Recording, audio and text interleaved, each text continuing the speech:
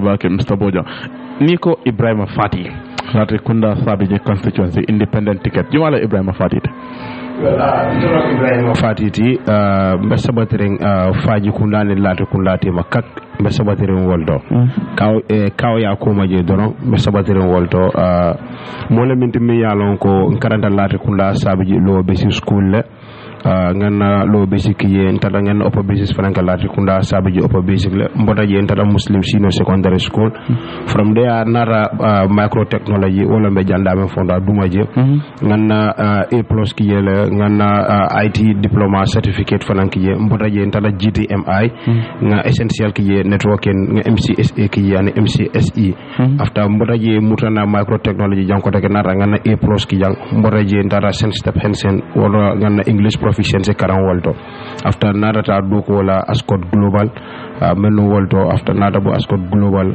nata ke political activities the online and then ka political noma back and then also ka youth activist fananke nata ka Fajikunda Youth Development Association of na president wati ka charity ke ka development of fananka fund nyini ka development of fananka Fajikunda je dam yalon ko moma mol bulala ngajelo commune na nyantolon commune dal mujé dingol lati ninga ke ngakam fangol so wulta mamma sabatum prana ak molye because ngi batun nam barara so ndel fon damon fonni ngi on sita ngana organisation of form mi yalon ko every year nga carnival so nga carnival min so je nga kulo nyinta nga amurundi mol fanankan wato do fananka football tournament organize fara school mi yalon ko ak charity lete ni mol ka rappeler ko contribution fananki je wato do nke set ka silokan mol ka mol so dala ci fulo dala stangol lanke kafun nyoma wato do ko dum marché fanan kono nga mol dani je ka mol so dala ci fulo la ni nga ko do ñu soron ka bi la ñokan nga groupe fana yela mi yalon ko groupe ñen tolong al president wonde mi yalon ko it is blood donation groupe about it consists about like funding kem biya tara funding kem money lul nim feng andi be ngela blood groupe lon le fangale samba loptan to ngela blood test ke ngela groupe lon so no area la jama ni mol sulata yelo la je kan call after ni ngale be blood groupe juma la nga mokli release ay taje ay so yelo la mi yalon ko masa kunama mol bulala because ngal nako inendina la mol ka afmal gal blood donation groupe o yelal fangale mbal nafala na la mol very good so niko munatina iketa moti mi yalon ko bello kam pour ka député ya ñini alate kunda sabiji well nga priority jamala soto but then I will limit myself with few ning at that time of finance wala finance be fono fana because I be sharing bulle but abo kono komi killing nga jelo ko ndalla député jama nka kango di mil la président multa mo represent national assembly because it is national assembly act the representation no da bijele but then e ko mo represent komi ka mo promise nyame because certainly ni na da mol noma hanbi wala bije hansay ni da re flal jibi ani la stickal ni la postal ka musa feje wala youth empowerment and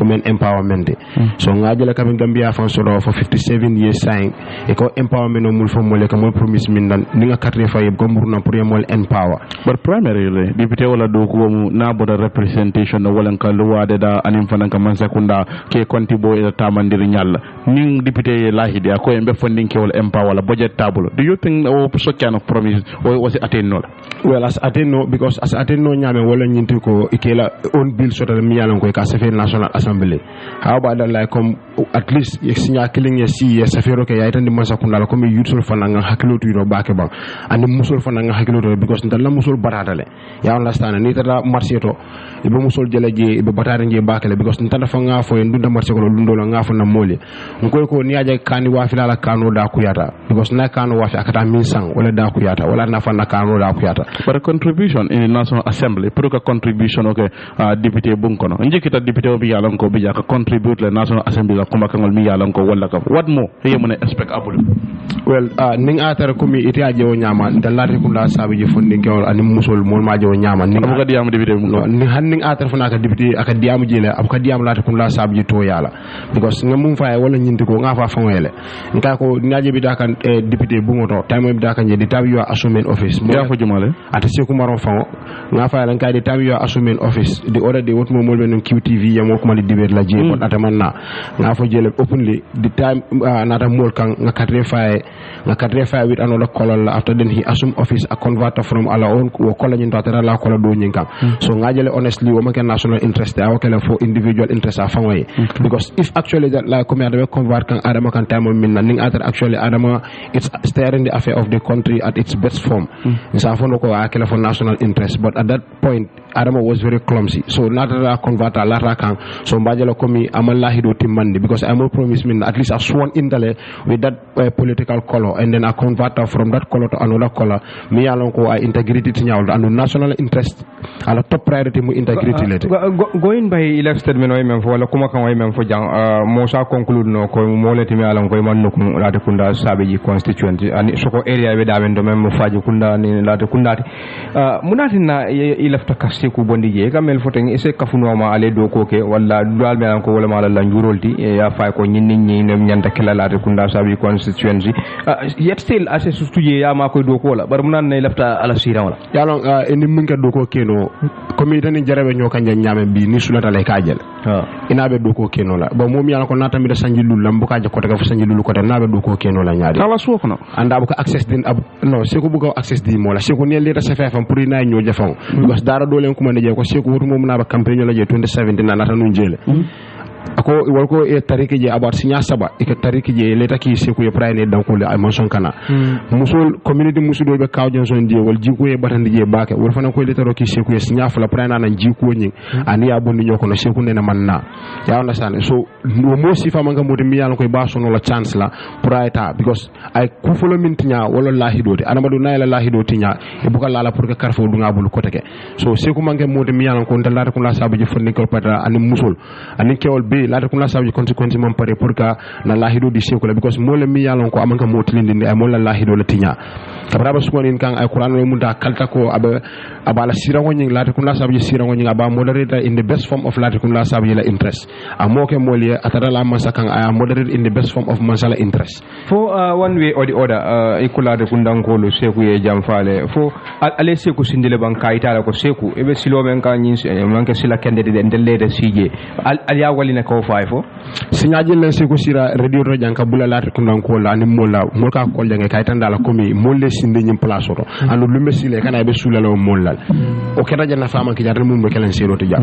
ani de ndal manke sero okay mulbel la moy ka mul mun sero to akeda janna manga kinda manga flama manga sabade seku ka signi platform to janna ni radio jan King FM ko te kire mi yalan ka buka fo balla kunna ko ga ko le ga fa seku se diam nyaalo lumbe sila ibe sulala mollal wala nan na be nda faaji kunna kaburo kununko ba nga fayeje naran ton da nga abamane je ko abamane dafa na manta la mo ko fasi ko maro nga ko teba corruption min kala kan sanji jama bi bo corruption support ka because of your political angle so ko you want to ease it and they are mira ko this is the best form of it but then yamin kay it is not something mi ko it is plan of with national interest ya kala ko mi pour maybe makatu le be kan nga ko boden nga bulo di la se ko yo bulo nan kan des bulo di le nan ka ko barakata pour sama kam ma fana ni sama kera faji kunda yana na because ba political time wala ko be sulo kate ke so la mul bul wala ni na sama la faji kunda ngai ndemere faji kunda kana sama la jaba tene ni mete ja sama la jam biro lu folo ta sara sanyu lu ndama se ko fo nya faji kunda okay nga ta Mr. Bojang kan yes Mr. Abdoulaye Bojang jumala Mr. Abdoulaye Bojang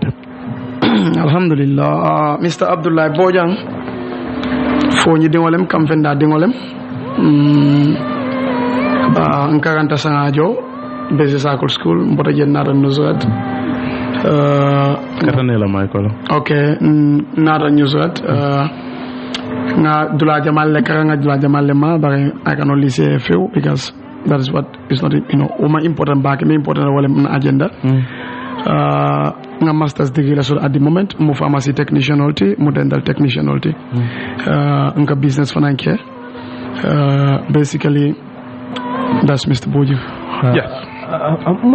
Mune dundi politique koto foni di have that on in NP me alon ko député le bije me alon ko amanke mo nukundinti amunyas abije jamaya fofam foni ko leftala le ando lefta muru national assembly munan na tena awalita e fansun wala yi hamo soro pour kata banko la banda ba okay amul nyasi mu ngoto cendelti amu multi me alo ngalon ka brindinia because aka dogo kenu CCF and mfana nga kuja master from CCF. But the truth is killing momo e nyanto sotole ka palaso nyini nyim pala sifa luale nyanto di mobela. Two, amul nyasi député lem andum kansala le député adiala andum tedin amul lenga nyini num 2016 kabrini amul ba nyini kan ndefon le kanta amulti amul fon sontala ko men fon al palaso nyin sa mutano probably equally or more than at fonse men kendo ba ko nyamudi ngolti ngambatu le même fota wolem 5 years itale mbani na ko tek ba wo be ma important mais important na wolem ntenga menje wolem kansala ye mole soto mole nyininka même mu solutionisti mo menni agenda nata agenda me ya long is practical, is applicable, and is going to be of the greater good of Councillor Fonyi and the Gambia. Okay. And I have a better approach to tackle the Councillor crisis or the Fonyi crisis basically. All right. So walatin nata paruka Fonyi konya jiofita alala mako yoto. It ko Fonyi sulata molla me alon ko abe ani solution le bina be Fonyi kol nya fitala etene mu solution le bina be Fonyi kol nya fitala nyaadile mumbata ko le be Fonyi kam me alon ko to sabondino. Good. Follow bata ko membe Fonyi wala be Gambia bare ajawma be Fonyi le. Yeah.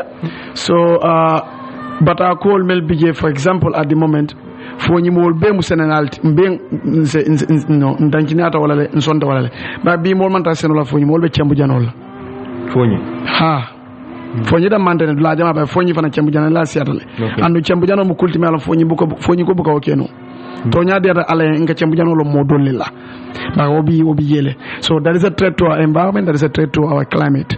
Wala na hani ya jibe Gambia fa auto na sama menka ji abukat complete 3 months fa soto molbe balula nyaadile yena Fonyi security situation MFDC separatists and your force Senegalese forces mel bije chelo men bije mbe batamen soto ke ngabe jijele Fonyi eta la dolto ni tata je at the moment for school or seconda at the moment for lopitan dingol seconda bodal dala obe un problem multi Fonyi but what am manteng Fonyi nyanda ka system la soto pour Fonyi fa se fa mako ino because Fonyi mantre munafankan ala yemen dile la chenyoto ala yemen dile la beroto ala yemen dile la bato ala yemen dile la koto ala yemen di Fonyi la yirolto munafanya me ya long especially yiro abe mako la bi ani sam ani sinin ani fo faw nim Fonyi yirol be boy ka nyinka mabata se no man betia oto solution o nyanda soto la pour que Gambia fa makoy walente fenan and o manje kuti men commencer ta sain o mo kulti men commencer ta wajabita amul fa la time wala it's a brother mantra criticize ka men be jere mbol fakan so wo kamala ni wo ko ni mantra betia kan a mantra solution soto kan initiative tije then I think a jagtale mole falindi goche na solution dol jibe Mr. Bojang kamel for then those are very complex issues mi alon ko security fo janne ede manke president oti wala député manke president oti manke defense minister ti dara ila symbol is very limited yemel fo jam mi alon ko wol mu fenede mi alon ko ay symbol le nyininga ede beyond the powers of Vietnam in National Assembly so ede be mu approach le tala pour ka nyimbo ni fo ngolga good unkanyi mo journalist Jamala in my opinion most of the times Allah interpretation of karongne okay because you people do know very well ali alonko National Assembly oversight function sotole National Assembly representation law making or legislation wobe bulle and the delegation of legislation anin ku Jamal but you see the traditional role of a National Assembly atol be wala fokan okay but in reality you see ni ka jibe wache bantala ilafta menne bakaso ka jibe wache konotol security situation in Fonyi Mr. Bojang Abdullah Bojang hanin kera namti I don't have any right ka mo bondije but just to give you something ngawle nyininka badun kanale ni ajibe kabrinta wuluta nena ma Fonyi press conference moy nte ma fo dode na tol fana jono so aliya fo Fonyi press conference me ko bata Fonyi president o wati do ndonga menje nga mellon atole mellon ali menje hani ya jame from the TRC Jane Commission Revelations ku dol bi jele fa ikata jang amalon because mol men ke wo kol fotandama ibuka faye abumi abe nyamen Well, as a National Assembly member, well, you are aspiring. Security issues, key things will many along sometimes. Melka Kwenyu Futande and report. See, Gambia is a report-based country, and a report of Bokawakuntolbe and Tolbing all on. People feed on information. Yes. So at the end of the day, it's about for the president way. It for because of your personal interest. What is wrong with Ponying Kolka Wuli, press conference or command? Can relay exactly what picture libe phony. But Mr. Boja, you called a press conference and Amolo was there. Earlier we spoke to Amolo. For in your press conference. In fact, these were things at a matter for in the National Assembly. Well, I don't know. Good. I'm coming. I have a much tactical, diplomatic, and four-square approach to the solutions of phony. Councillor in particular. So you want to tell us what Amulo had Amantara nun deputy Bunkonaka Foni, the issue you may raise in your press conference, Amantara Kefon in the National Assembly. You see, this is the issue. Allow me. It is a said you are no bang. No, you are the one who is talking now. No, Mr. Boyan, just answer questions. I'm answering questions, but you see, the way you are also responding is not the way. No, that is the way. I'm asking you a question. I take it that is the way. Yeah. Let me come. Entire press conference for men commanding Amol for invite. Dunia be has said these are issues that I have raised. Tonyalem Amul manche modernity, Amul is capable, is competent. Equally, he knows that I am also capable and competent. But coming for a while is this. If issues are raised at the National Assembly, those issues, one, there could be even side talks. They are not central to the day's activity. What has he done to make sure we have an issue that is going to be purely phony, which is the day's activity of the assembly? That's one question. Two, if concerns are raised about security issues, that is not the only place that has security issues. And then I cannot ascertain.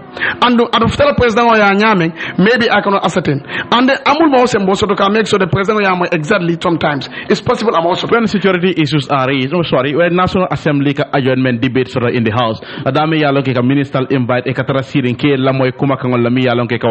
not an opportunity? Not that he speaks out in the House through the defense minister. It's very good opportunity. Very, very good opportunity. But what I'm saying, so are you suggesting that he has not been doing that? No, I did not say that. I say, can you confirm? No, you are the one. Because one thing, I cannot confirm that. But let me tell you one thing. I know Amul is good, and I know he has been doing great job. Of course, there are issues with each and everyone, including myself. Well, combination of those facts, he is competent, doing very well. Why are you seeking his position? This is what I'm coming. What I'm saying is simple. If you want government Kela Mwela, it's not only one way. Ning ayatara intebe damenteng nga press conference organized at my own will, at my own expense and whatnot. At the time, me along political betting, and there is monitoring of political activities. In my opinion, that is one way messaging in Besila Dula Jamala. And I'll take a case in point. Kabrinta the sign in ceremonial international Kaiwa International Conference Center. Most of from the civil society organizations in Tofala, including the governor of West Coast, they came. We greeted. I'm just telling you. We followed your press conference. We got details and some things. Civil society, honestly, to an extent, even the civil society has failed because we've learned from your press conference more than we have learned from reports. That is one indication, if you want the government to listen to you, it is not only at the parliament, it is not only at the radio station. But you see, what I did was, for example, to go to actually the original place of these incidents, and then people get the fact, the raw fact as it is. And that is one way you can communicate to a government or a government agency along exactly what is happening on the ground. Because report on Melka D, there could be bias. But if you get it from the horse's mouth, it's a better approach. Wala na mafoko amul mankuke and wala nga invite ngamul be invite. But what I'm saying is I have a better, in my opinion, honestly, a better tactical and diplomatic approach to talking about issues in Fonyi. But you see, let me tell you one thing. I want to make something clear. We are not saying security is my role and is going to be my role and that I am going to get these ECOWAS people out also. No. Let's go back to 2017. There are allegations. To me, role BJ mi yalonko yewolle for mi yalonko fan oponi no do ya for kata amulukan ko kabirin alna kambenda kate tambi tambi fonyi kansela nyaado mi yalon kat lebe kala APRC la candidate la hidi fula e kay ya tumi kay walla di dama yalonko akoy atal be kemelulo mi yalonko aliye wole jojam bi mba murund lalla kar nyaato do mandinke fan akoy ko one time mbe wada malakala mantalo la koteke mune muy la tekti on these allegations kabirin la amulu lotan ning ay mune fali nim fata mbitanda malaka bolto akomem be. To be honest with you, that day I was in there, but my representative was there. What was, so on the reports of my representative, I meant for Nyawalem. In fact, itala kembe lulo nte Abdullah Bojang. Because nga file ni manta kembe lulo nyinga dile la. Itata nga dile. But amulie modol promise jede ko abeta jolal. But itata yemen for Nyawaleke. Comme yeta imeta adile la. I did that. Amul, after 5 years like Mamoy Amul Dal, 5 years like Mamoy Amul Dal, into Abdullah Boy because I was not there. However, I got reports from trusted people Kafoko Amulia Walefo. And no, Kitum Jaju Fana Yawofo. Amafo Odiotonga Mode no. I had that relation with him, Nakadiam, because not brother member German Atelagia. So up to now I communicate. But now I'm political activity killing. But we communicate and I knew formula and I audio release the mobe amai. So yes, that could be true. But one thing also I can tell you is, in my opinion, mobe nyantolem. Even if the president that is doing, president member abe kuo chekande, mobe nyantolem ka jibe yebo ibe mengini la yangini because you also have the opportunity ilate fanna ko ibakela aitambi membiye. So we cannot relent or settle for less. Kabiri ikane toba selection process. Jamal bije ikoyela fakalonu noto alliance movement. Mi alonko fa wolle multimeni alonko wolle ni yaya jamela ko wolbe nyoko e mallafi pro APRC la president Adama Baroka. Imang kontan ikoy farasite balekera independent. Was that the case? Yes, that is the case. Monekera no. Okay, menkeda wolem selection process ni tata APRC la constitution chapter 4 article 16 to 22 selection process was for including that of the National Assembly candidates, aspirants. Mem for the wolem there are supposed to be what you call a constituency conference. Conference o me alon bengo me alon mol ba commandila executive district executive woni ba commandila parti to ala wala body nyin to ala pour ye na ye mol be bendi applicanol anin kansala dingol fawol ye applicanol la kol jibe ya kachaje fo e ben kanna wo kola later go se bonan with credentials at least never more lule mo sabala credentials o me qualify nalale then the district executive cannot approve. The approval should be given by the national executive, and that approval should be given. But the same constitution you have where a candidate does not come from a constituency conference, the chairman, even the chairman, cannot endorse or approve that candidature. Okay. So in that case, woman in councillor. What happened is this: I wrote my application, for example, on the 16th of December 2021, 16th December, January from Mundu, because that 7-point agenda soto. Nin time when so aleng nin kamba explain nala.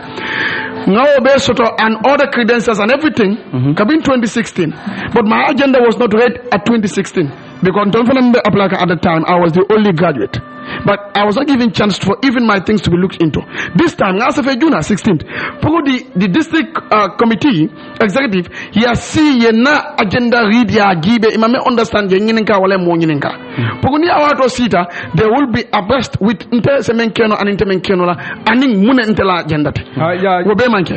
Janimita Mr. Sarkam, Fatika, be nyininka la munat na ite amira tell him the best candidate among the 4 or 5 other contestants. Muna na phone call nyanta kare odi edela. Ye wol bulay. Muna na phone call nyanta kare dintela is because my approach in take and silo is different from the traditional National Assembly responsibility or role. Nationally, I will do my duty, but locally, I am the only guy who has come up with initiatives that people have not had for more than 40 years. Because local government act mune bige ni ko ite mu national assembly member ti andika luwal data ila mol fongo nem ila molti wol wa fo ma understand don't you think it's a moral responsibility ika luwa men dada ani luwal men be lo ke la mol different ke la mol mako ye go back ye mum ye wol fo luwal fam foye pour ya understand comme luwal men dada to ni fele ntonga men dada nyinam bare alsal hakilo to luwa ko teng a case in point alkalol ni mol ka fo jang alkalol ne bu ka jo to yente woti because most people don't know, probably including you. Alkalol ka jole ka jo nyaadi le ila namo they have a commission by local government act. But why alkalol fo ni kono? Ya alone they have what percentage they own? Or they should have. Am I alone? What was wrong for National Assembly members and authorities to go down there and tell them exactly what the local government says? The act.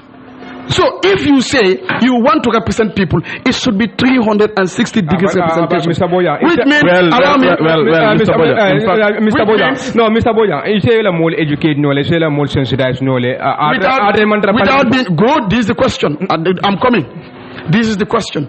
You see, because you do not know the nature of Fonyi and you do not know the nature of environment in Fonyi, you're speculating more. You don't know that we don't know anything in Fonyi. Speculation. Allow me. Asking you question means you should tell people that this you can do. And unfortunately, it's like you don't even understand language. That is the truth. Okay. When I say you, did I call your name? But you refer. No. You cannot say I refer to you. And allow me. Let me come. We are not arguing. Okay. We're just trying to come to a conclusion. Okay. You see. You could be premised on because the general audience is listening. I will say somebody with such bereft idea about Fonyi. So that doesn't mean it's you, Jarra or so. But what I'm saying is simple. Okay, simple.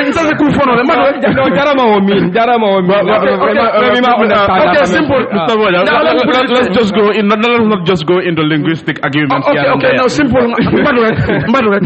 Jarra. Let's say Mr. Boja Fonyi Kulong. Let's say Masabi Jikulo. I can ask questions alone. Ni asanga sabi jilolu. Ndo question on yinikala. Now let me give you this a case in point. I have audios and Jamal evidences. Kamo kumandi Fonyi kona ayela mwe because imantaka palasto because they have some idea about you. How would you go to talk to people in the first place?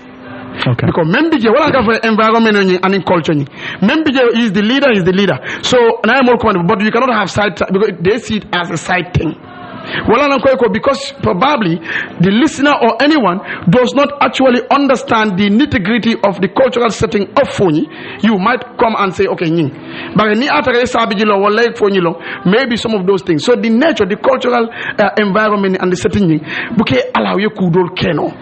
And that is why kudoka atem nole ibuka keno because munem environment culture atem lema keno and the ma keno. What was the obstacle? I give you just an example. But na foyle jam ko na ku jamal soto jam me yalo wol se Fonyi ma ko no na agenda 7-point agenda nga share with many people. But to even have people, let me give you a case in point. In my own village, but because you are pushing, because evidence in my own village, on 3 good occasions, Mfama Sate Alpha male at the moment, at Sate Bela Kebati, Neki Alcalo ya Punga Mitino Sotokasaga, come into Melola, and then Yenso Douala. It was torn down. 3 good occasions. Why?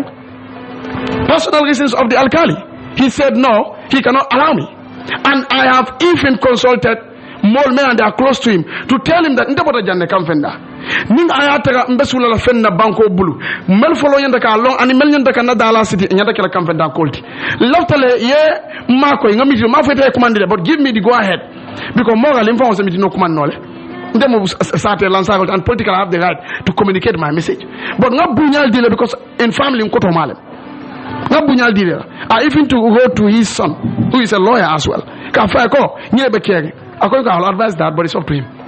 Because family. So I'm just giving you, in my own family, to even have a meeting, just to announce my candidature and seek blessing. Is a problem on 3 good occasions. So, yeah, Allah knows. Perhaps maybe let's just go back a bit. Kamuru Koma Dominic with regards to Ila Tombondiri Kuomi Alonko Ibalanda. Does it find a woman connection sort of Kabri Ibalanda, Yemen Tomba, not to Alliance? At the time, Tombondi Womanke at the time.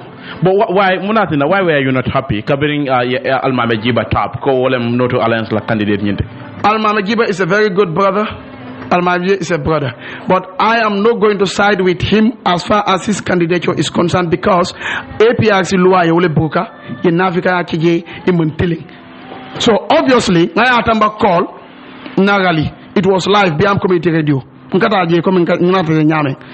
there. This is my 7th time I go. 2 hours and this deliberation. I call on speaker live. He admits. But prior to that, he admits. Why would I go to the village and tell them when all of this selection is done? It was prior to that. But I am trying to tell you that. So are you telling us selection process, Almame Jiba selection process was just a formality? And I say it everywhere. It's up to you to decide when but Tombondrita because APRC, you see, every Saturday, Musol Kataka Jamela Kodafita and in Kambano and in Kyol. Tombondrita you get a Saturday. I announced that. Therefore, application no executive member wrote to me or called me that this day show would be the selection. Audio release like B because Sama Tombondo on Defa Masoto more. But I'll go. But this meeting at Kamfana that I shot was not even was well before you called me. Even the application of a similar thing I requested their blessings. Application 16 December.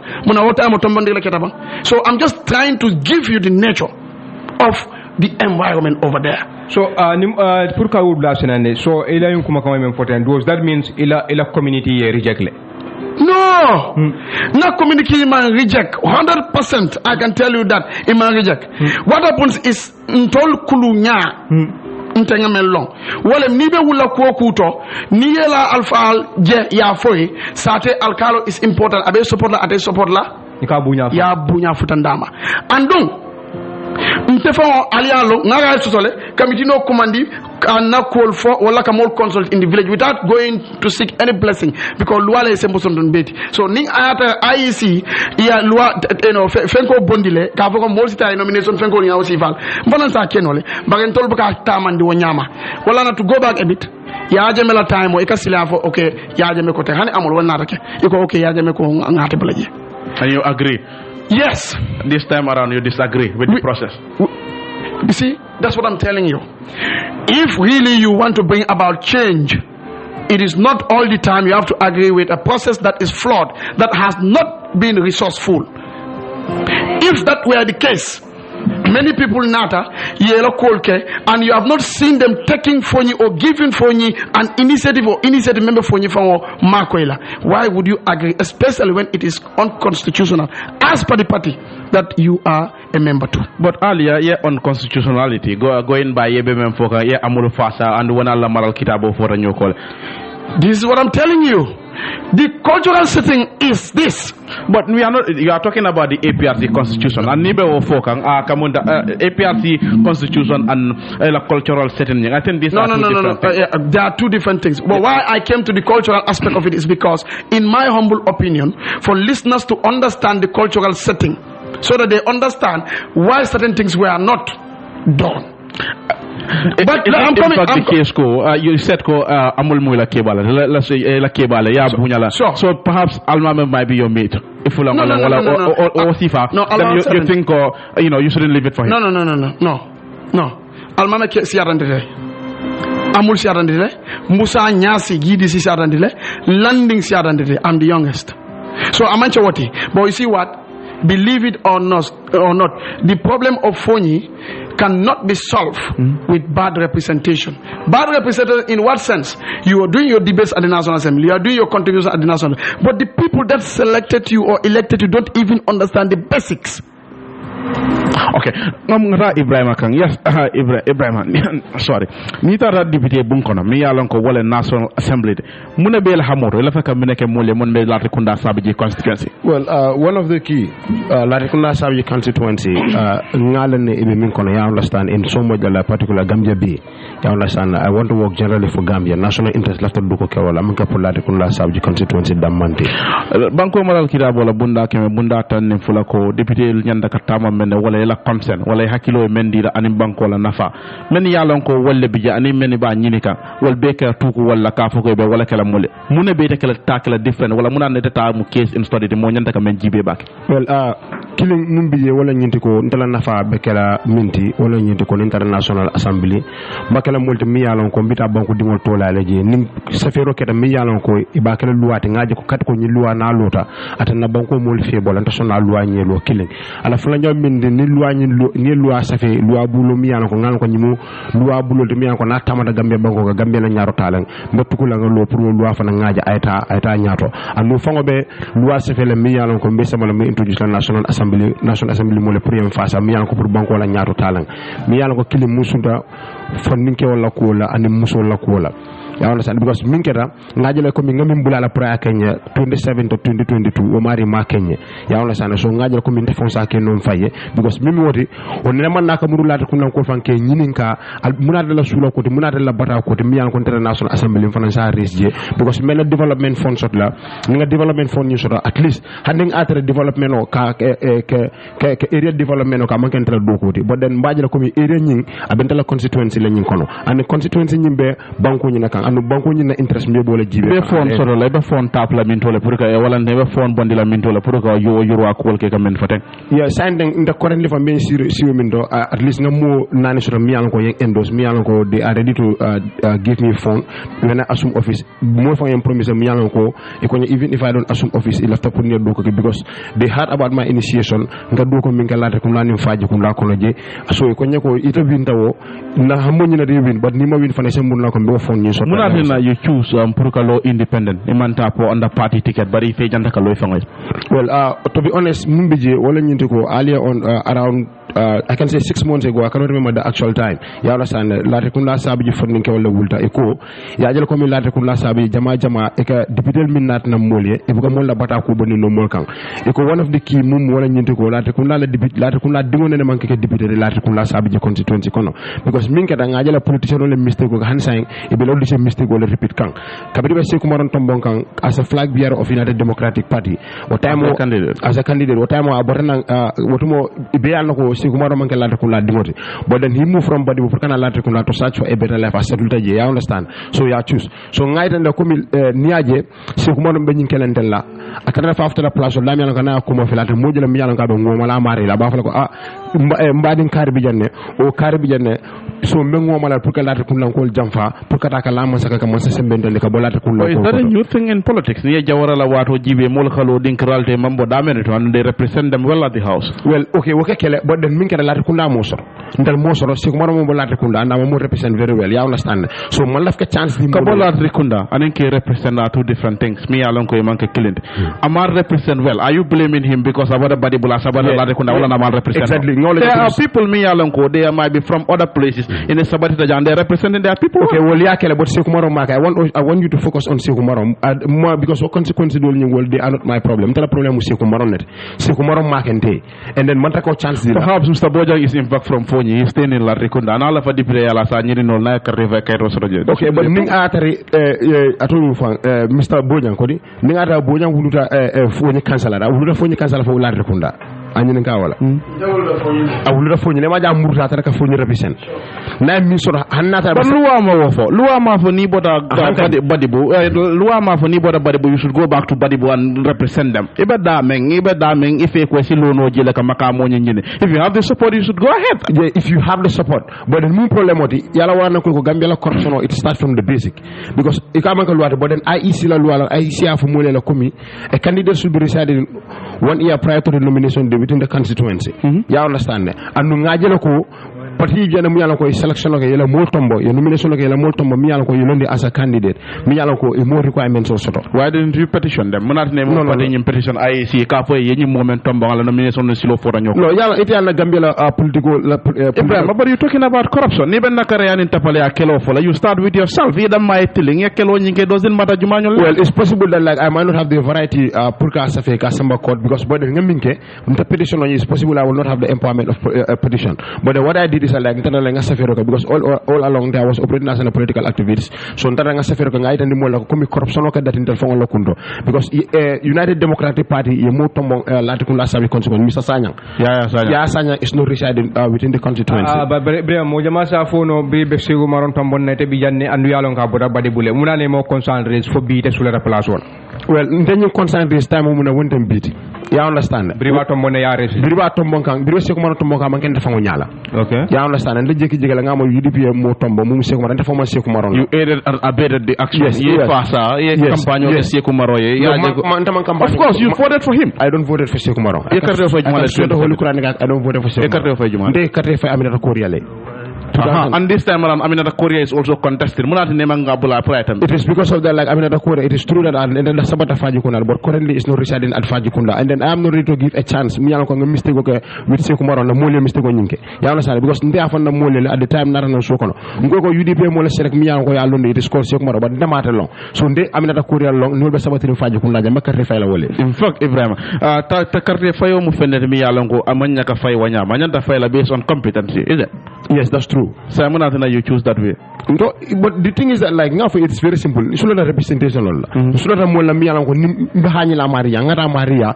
ngala bunda ko ngafa ko ñin ñi non la problème parce que fana na Iceland la Sekou man ko Iceland min na wala ñindi ko Sekou man stick on indoors abuka finti mol fonka really killing anu flanyaw min wala ñindi ko Iceland min na ba ko na la hidol tinya mo la hidol tinya full constituency la hidol wal tinya wala mu la hididi wala min ko ya karte fa as a party pride ay mol different national assembly akada ka la man saka ka man sa sembentu ya ay wala hidol min tinya wala na mol sila Ibrima yamara député ila tundo la ay be tundo men na ani be wa pa men be sato men na wol be man sala ko pour ni man sa dogo ko fo ka siara ni man sa dogo ke bat ni atare komi e mole ki minna ani yem minke e wol man nyana fatala ni be ko fanan kele se murno mo ka fa ko atele nyin ni nakena bat den tasula da pour ka ke ni silol la bat ni ite akko silo nyin na ina daga sika mol hada nyala Sekou ako president barola track record ay menke presidential election aba maintain wala si ku ke men yalon ko wala tambita wala do you have any chance of winning I have 100% chance of winning we know be ala lebul ya na sa moro bar sababu molle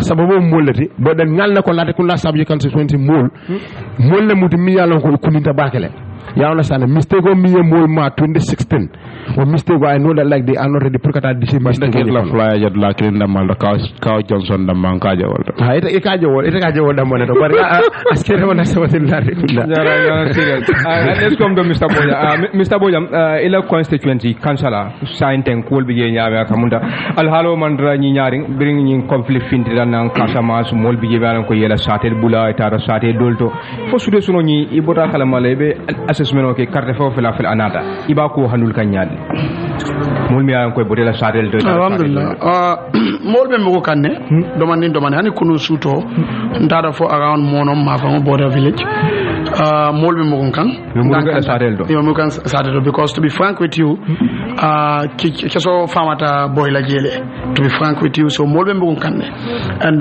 ntolbe we are consulted by IEC as per our recommendation for election of etat my standpoint has always been the same. IEC does not have the constitutional mandate to extend the term of the National Assembly members. As such, election must hold.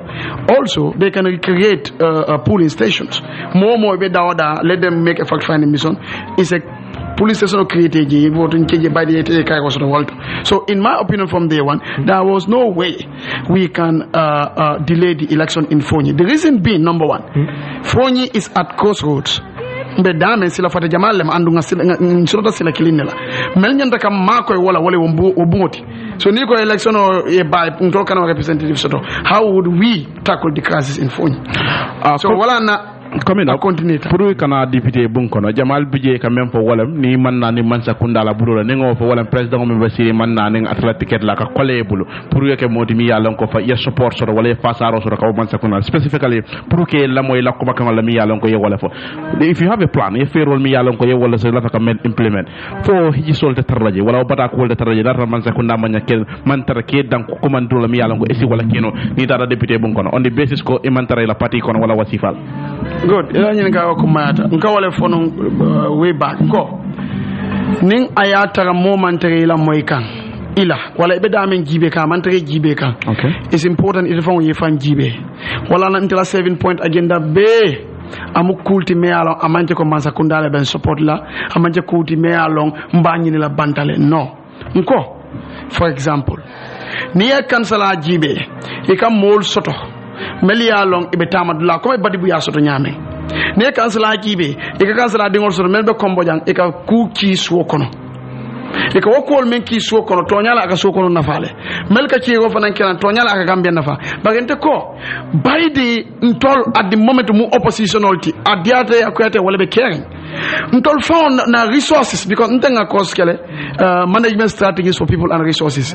One of the ways is either from you get called GB fundaba inwardly, look inwardly to see how what advantage you have, what leverage you have. Ning ata we have 500 people every month councillor melka 1500 key sokono. You are military, you are in the UK, you are anywhere. What is wrong with councillor coming with an initiative, for example, okay, let's have what we call councillor remit. We apply for a bigger distance license, melan councillor dingol be nyom moy la le ye orient ma foko me kule chekan just to segregate no, but ya membe chegen wala nyanda tala le councillor be tala lo nyaari le ko do fa unka menki na molia ase nafa so non tole woto ni momo la feka ko do ki isa ki no true councillor remit la bay dimbe bigol so tala councillor blalto meli alo ni te be UK ise kodo kino through an alliance with UNA and other people. Handi atan tolte bundal fa yella. What is wrong with us going to MSG for example? We have a market. Businesses are all interested in markets. So if by calculation $9 million is kansala ka woldomo ila tuloni mano damma in a year. Ning kansala ka woldomo no kodo ka chinyari le okay there's a 40% be ka kile because galbu kata. So MSG, this is an opportunity for you, but we are not going to give it to you free of charge. You come, get the percentage, and then our people will be sending to that. That expands the market base of MSG. It's not a government who is bound to stop that. So initiative must come from the leaders. Well, Ananteko, my motto is simple: vote for me for an educated, upskill, and unified and development-oriented councillor. Let me come back again. Councillor is victimized, Fonyi is victimized. Bunanankawfo, Niajibe ku. The long time for is the choice of the people and probably that level of education can do army. But me jita army like most of them are charcoal born in, which is not good for our environment. Website building kakele. What is wrong with me? Anindo member councillor. What is wrong with me as a National Assembly member, for example, initiating upskill councillor initiative where 8 years into the army, 4 years left for you to opt out or go out, training begins free of charge for you except you facilitate your transport. But we will explore holidays and then the already established government institutions like schools holiday sita. These soldiers go back. We give them the training. Not me alone, not the government, no. But councillor dingol mele mecho so ngamel lon melka satara eske melka graphic design ke. Julieta time to time ike nindi before 4 years of banna. Grade 3 student or before ila katafo grade 12. At least ibe ku suti la. Ne modol nyinin kay ka fo le ko nyinin la always la promisol ka warale ando aka diamo nole barna dia na ay place o sura ka nyina la fo nyin ko muna na fo councillor ko nyanta la le dala. Good. Very good question. Councillor Ankol nyanta lala nale because example le sette kabin komanto kana. Na ku jamal leke bare inte buka audio release wala ka fo moy ten no amanjagala. Nga mo jamal le ma koy news ranten mel bot nay nata mo jamal masu ando han school inte memento masu ininka private was ak jeune masu le jam be nga wolo.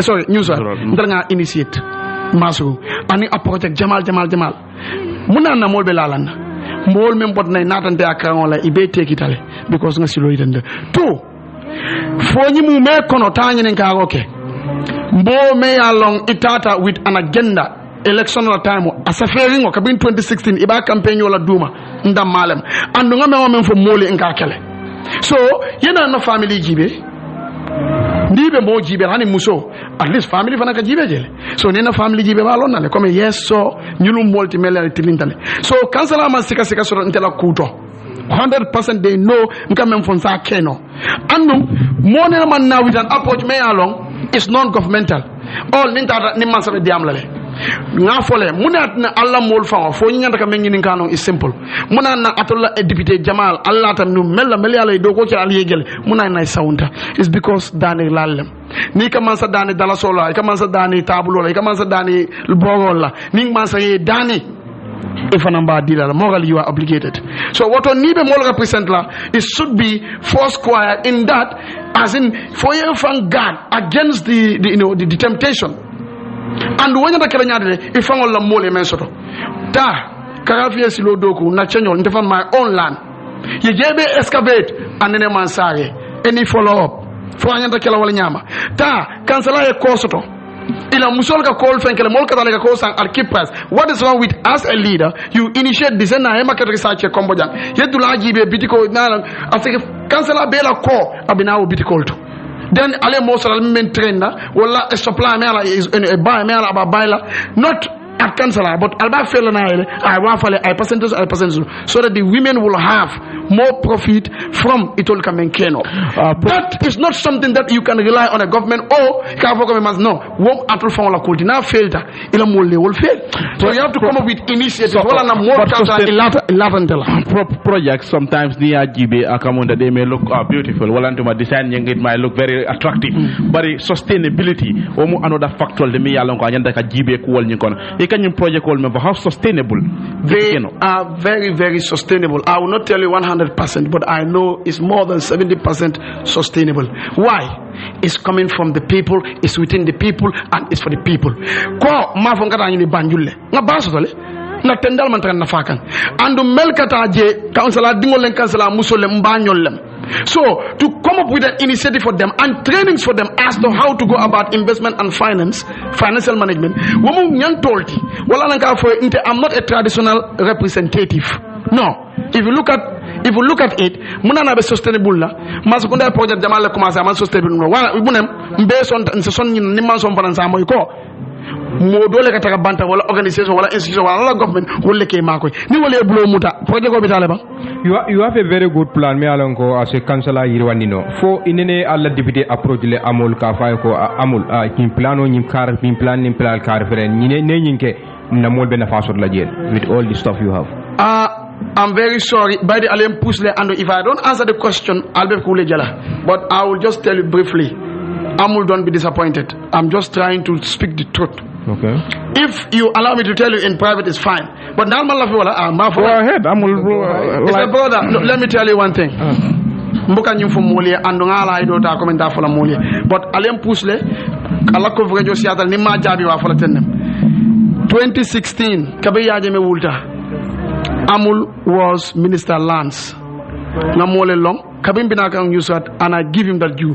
Akonyoko, you are going, you are sharp, you are brilliant, but Kumba is tempting, be careful. Well, I'm not Yusat, Honey Intas in the brother. Jola boy can command because Honey Marceto Jola going for.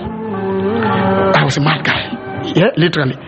But Kabim Paretangana credentials will di Amulela follow. Ning Allah, Mbediam can be Sundi. Akonyoko, Angelone 100%. I will fight for you, the national executive, then Tomonjata your baby. Woketa mintole St. Peter sanata ka on leta ya jema wutukin kola amul assault me comme nyinni nyimbe kelale oh I will fight for you am fa nyimba dile ba ko akungelo ne and I will fight for you ikala ka to fandi nande ngelo all of a sudden in the blue nga amul moy amul lota nga call abkaji nga text abkaji ka mbuka nyim fo moy because man cho motivate but because alem pousse le have to tell pour couvrir jo nying a si abata mo yalo ya lo membe keri wala tinna nte mboti ne te jutulante la because nte that's how I am so ni ayata woketa obela mo lante la agenda la nke call bu kan reply nke text be na mo la agenda la now for 2016 nga na agenda ça fait. Who came to say, okay, somebody wrote an agenda, let's look into it. Mkoe Kojang, meeting on Nasade 3 times came back, even the elders of the village, Solomon Manga. Kani Ajema Alone went to couple Kafai couple in Kotoma. Ko, didn't Mafakana political. I can't Sakantola. I want to be about the Sade Bunako, Equatasona. I can't go Hanikana Moimola, Alcalo Kila Moimola. Bonka Fali in nature. In the beginning, we had a sort of tussle because you don't understand my culture. Yeah? But I'm trying to tell you this, not to defame or assassinate Amul. No.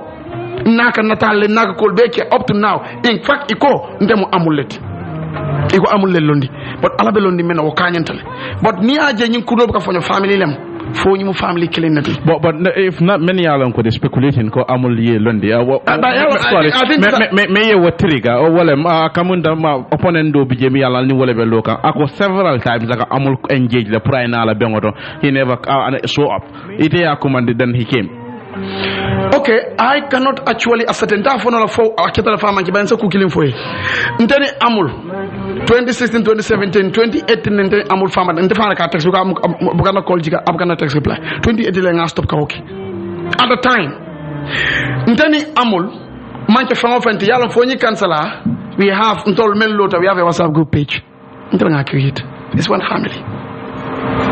So until communication with all of them akachijele so ni amule aja woto ñul fanan namol ye call and defa nga dol text ni amule woto alhamdulillah nga ala tentu but atani amul tema honestly I cannot say but WhatsApp group page ntol baby je and that info has been said there some people are not mo dol reply to fanan page to ba ate fanan to mando ba to na almana jiba na ta atele malom ama reply ama ka fam fuji mo do ka dia ka fam fuji so I'm also putting that to you yolo ani amul tema mawlonde ba ngela message ning atatale and message o men kono people responded atema respond okay so I don't know that muna na yo WhatsApp group o yele after all lite sante ila engagement o ndakela melti wolum wolti mi alon ko wolbe carte o file why do you create WhatsApp group for atel da mo men contest good until engagement ol mu mollete parce ni mel lota ni mo cancela dingol lete and donc ntol at the moment mo be nyaabe tollel kan woto nin tol nga ñomoy wala fitino keta wala ku ñomoyo nyata kala puka ku do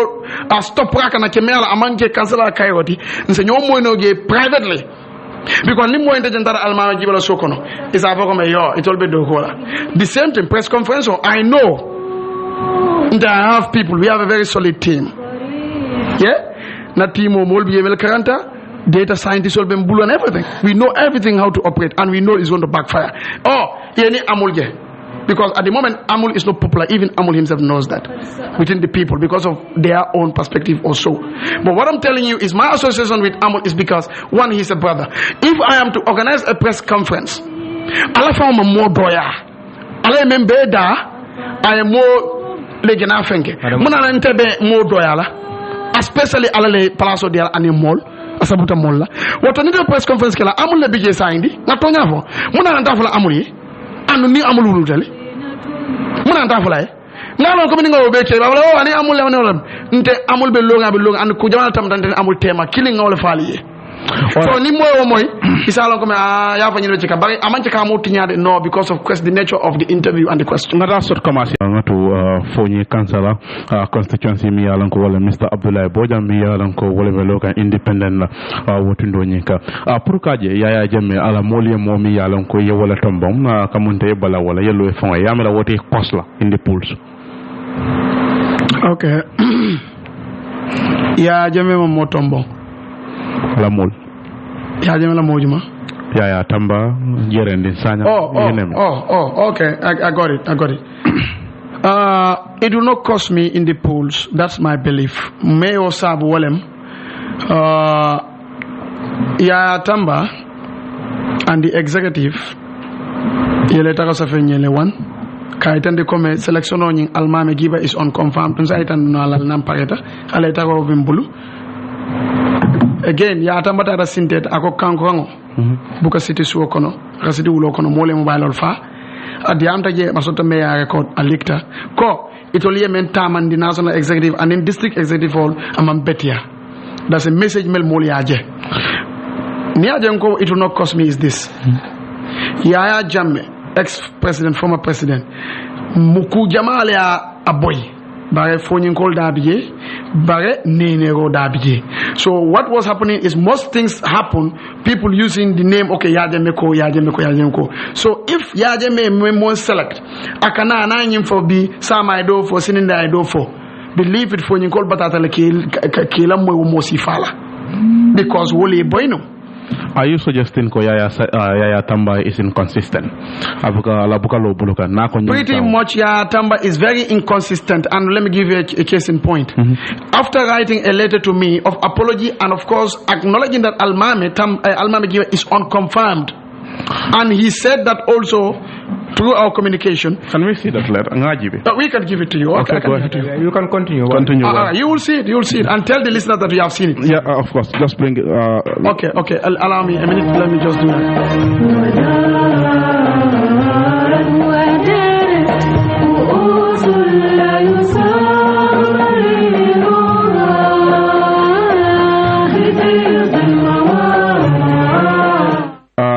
Yes, Janne Mr.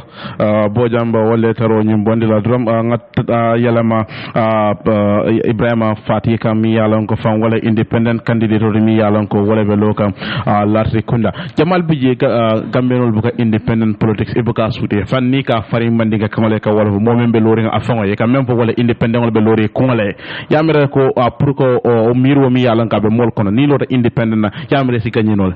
Well, the Larry Kunda Sabi constituency wuluta woldo anu molel lonne yalon na mole min de mi yalon ko buka fenken faye mi ngon fan na ko wala mi yalon ko kakam fon ko wada man ni ntama ko mo sifate mon ko min dari mbama ni fama ko do nin tada ni lota pour que mol ma ko ento ko sifa sambala ne kan ne mu fe wala bi representation ni tare mo represent kan bulato dami yalon ko special tundo mi yalon ko ila wululal bi je ko do bi je kan ngomale pour ko mol la because même bi je nin tada lota independent mbakata lati kum la sabi constituency ibe UDP le be NRP le be GDC le fo be APRC le ba fo idungi be NPP le o be parti dol to ba mbakat la mo be bul be lati kum la sabi constituency be mol ye kan moy walante la wuloti na wulo mi wolti andu fana ngaaje ko kate ko kuta kere mi yarda ndem bono la lati kuna do anu kuta kele mi yalon ko taba kele fon ko fe mi yalon ko ndake no lati kun la sabi constituency ka ndal bi wulo fon sababu mu lati kun dalde nga lati kun dal fisiendi political party to nyala gambia biraka anim political system party system wala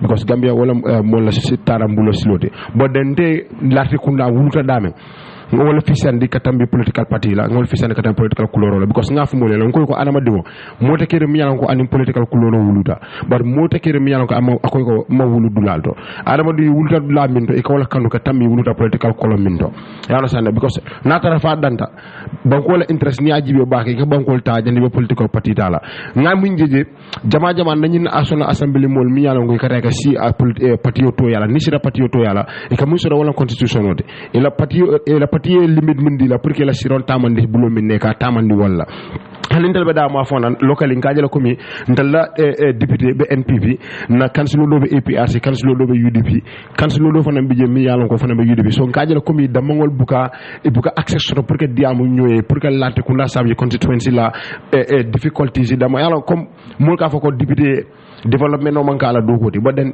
député a nyantalo na komi lati kunan ko la sindije andu ngala nyantolo pour ka muruna walkan na min soto aniya domondo mo ñofe because ngata exemple ko ikatra soufan kono le dépense bondo bu ka kila dogoti boden kata le chapte kemo fla soto keme saba soto yalla dépense o nyinkan o be sekeno so député ke karfa jomi soto anake development fund mi soto na sa kuma fela fo lati kunade kabrinda na lati kunla fo bisa yilulu ko mo la jiko mi la problème molde même mu plan sifale landi la nga findi nga mul dani ko lo nga findi banta nga lobby ke mi yalla ko sa kusot no lati kunda pour lati kunda to yalla nga député o member sire nga moy la nation assembly debate la mi yalla ko wala karaje aya fole ko di current system tamandir nyaabe ji ko wala karola wasifal mu fenet mi yalla ko imantara katama aba nabek challenge la wala bundal challenge la pour tamandir nyaafalen ko reke baajala mol be ci jeus ñu solo andon kabrin abe ñini roke kam place wala kotake ay mol la mané min lati kunda akoni carte o fay ji ko kole aba ban lati kunda sabe constitution c'est ko lew yalon la rekunan ko mum molete mi yalon ko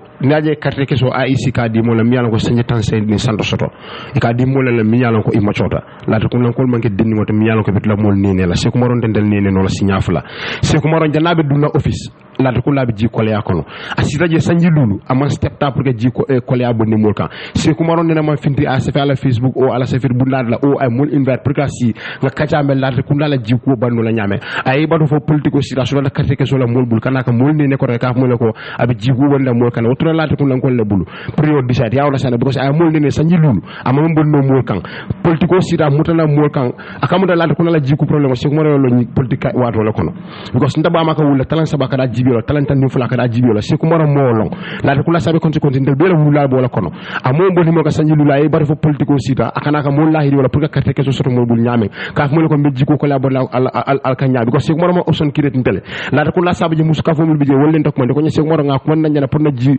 ma campagne ko kam pour na fonko arono fa be démontrer kan pour ji ko ni ne se ko mara ko man signa sabana man ni danko molma so inta mam pare pour que chance se ko mara na ko daga because abo mol ne kanne de mi na ngaje newspaper fo standard newspaper ngata nga se Facebook ko kamonda se ko mara la te ko la ji ko ko le ay wollo ni election wato la kono okay kamunta Mr. Bojang kamunta Mr. Bojang abe men fo ka mi yalon ko fa whatever dending ko selection process nyinga kamunta later on mi yalon ko fa ke wala safi men do men fo later on mi ya sinya wala mu yaya tamba mi yalon ko wala first deputy party leader APRC Babili Mansa National Executive ako I acknowledge receipt of your petition dated 20 February 2022 condemning and rejecting Almame Jiba's unconfirmed selection of nomination as the candidature of Fonyi Councillor District candidate to run under the APRC Babili Mansa ticket for the forthcoming parliamentary election. I regret to learn of the unfair, unjust bias and failure of the constituency executive committee to follow the guidelines of the selection process in accordance with the APRC constitution, especially the articles of the constitution you quoted has been violated. I completely agree with you that your rights have been violated and that the constituency's executive has failed in the duty to follow the guidelines of the selection.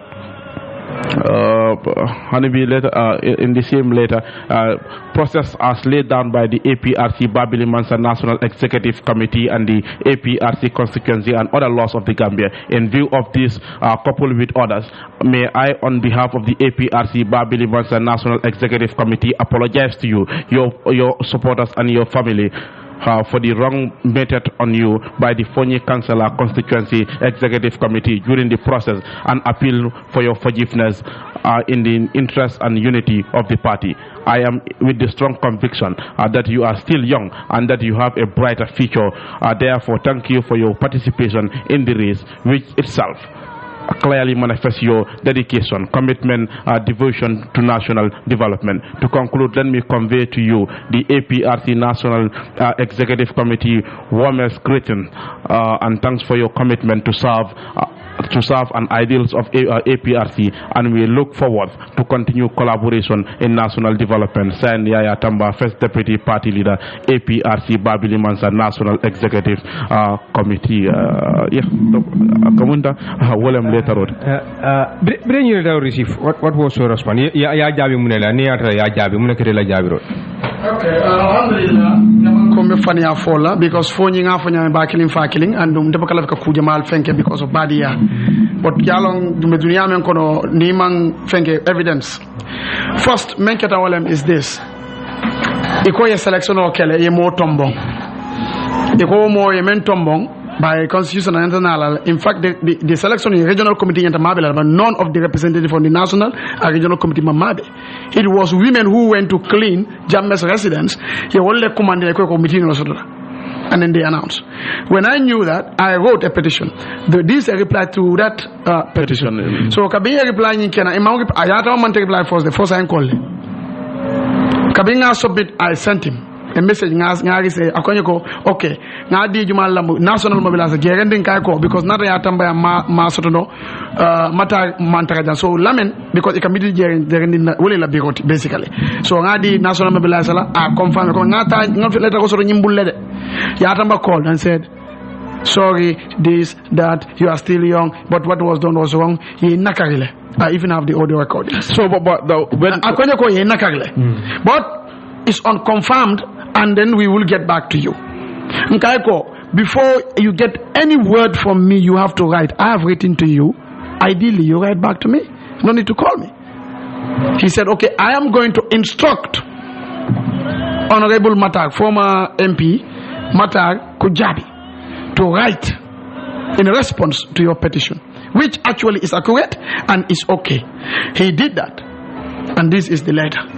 But plainly, their legal advisor told them, get back to the drawing board, and the legal advisor also called me in the meeting, their meeting, that I would advise they get back to the drawing board, meaning let's do another selection.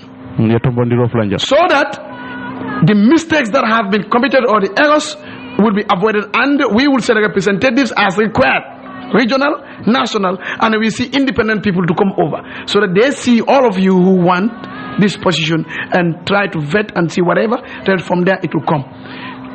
Point blank, they told the legal advisor, I'm a threat because a master's degree holder, the entire executive, you have few people in the Gambia, I don't say outside, mainly along they are up to that level. So maybe I think, in my opinion, they are afraid presidential election 2026 in the no currently. So they said, no, it's not going to happen. It is done. We are going to go by what the the district executive did. He told them, so even if it's wrong, as you have seen it, they said, no, by force, Almami is going to win. So in fact, the agenda I'm presenting to you is presented to the national executive of APRC for them to add that to their party manifesto. In the interest of the country, in the interest of Fonyi. So you're okay? I presented the agenda to them and it has been submitted to them. But you see, this is what I was telling you earlier on. You don't know the culture. You would come out with good initiatives, they kill you. If you're not strong, they just do all. Even the requirement of national executive of APRC Babli Mansa was every candidate who wants to vie, you must get 400 registered voters to endorse your candidature. They were calling alcalis, which is unconstitutional, to deny me. I have the alcalis on record as well, that they told us that we should not give it to you. But and when other people have been going, I was able to meet the 400 plus. Now the IEC, I was the first to get nomination as well. But I'm telling you, it's a long journey. And Malafika Kumabe 4, you have seen the letter. I'm not going to give you any other thing. Why? Let's put this into context. Fonyi is one blood, one family. Let's say APRC Babili Mansala executive. That means Yaya Tamba and the others. FTJ and our team, two men they are corrupt, transparent, tamandir nyalman tilling. Ko ate acknowledge ko men ketela is on fire amantiling andum fang anen silol fota nyoko yet the same candidate you maintain. What does that mean to you? To be honest with you, not on party, not on politics, not on religion. You see, honesty, reality is just that. Yaya Tamba is not a leader. He's not a leader. If you are to rate Yaya Tamba and Fabakary Tombong Jatta, my honest opinion is this. Fabakary Tombong Jatta is way better. The problem, as far as the crisis of APRC is concerned, I'm not saying that because I support Fabakary Tombong or NPP also. No. It's a question and I am going to my grave alone. The reality is this. Yaya Tamba, Fabakary Tombong Jatta, believe it, I'll vote for Fabakary. In the sense that he was not communicating to his people. That is my own analysis. Communicate to his people. When he was going to Barrow and all that, some things were not communicated properly. This is what he said here. If you are a representative of people, you get back to them. And that is why even in my agenda, which is presented to the national executive, you have what you call Councillor of Fonyi Annual Development Forum. Hey, we have people, they are resources. No, but Mr. Tamba, bring APRC Kalabaroko Yafulko nationwide consultative like Nila Soboral, Nico Emante can properly. What does that mean? Okay, the same thing for MR4. Come here, Almama Jibal Tombo. This is it. That's politics. They will tell you what is even unfounded. But you know what? I thank God. Mantang fang fenke kan because bill nal tol nga ñomit ngade am la de but fa wa alama ala tankala but ala ya sibo itane wala na everything you think of intending ñul ngake is on record nga jël ko this is what they're going to do. But you know what, ning ala mello a dada mo bu ko tiñano, and this is the beginning. So but if they tell you ko they will make sure Almabe Jibo wins way gagné itel ba carte o fayla wala, then why didn't you give up? Imagine ko nyanda ke funyol because men nyanda carte o fay wala be foka. I cannot give up on my people. Decades of lies, decade of deceit, deception, politics of division and deception, lies. Hey, no. I am a Gambian. I am going to defend this country. I am going to defend the constitution of this country. I am going to defend uprightness. I am educated and I understand the nitty-gritties of these folks. Why would I say, okay, I have to educate my people? Well, program 2 hours in the studio. People are calling and say, you know what? And this is it. The same year I went to my village, my own village. Alkalo me dinaka mitino soto. You know, kanfen nakako it alma fanate mitino kenola kanfen. By the end, you own dingo fenkele. That's why I have on the part. Somebody no so called boy. I had a memory for me. Ako Abdullah boy munafikolti. Ngambum fankang atinda. After I ambela audio man fala mo la menke sintet nga kiaye anin ta fon la conversation will be a fonyi da me ko me nakat kunu fo nga play biam fm nda play la jang anyways nga be kiaye ala later nga kiaye nga call wata be campaign la live biam community radio nga kiaye live coverage lati nga call na time o sita nga ko ya tamba ntelam Abdoulaye Bojang fonyi cancel la campaign da dimo independent candidate lafta ya fo fonyi ko ya sene ko e ka men fonun toñanten ando hani toña kelen tije yenna ka gol ko aso normal la ko ako ha. So, but do you think Mr. Tamba is not playing double standard with regards to Itala case and Almame Jiba?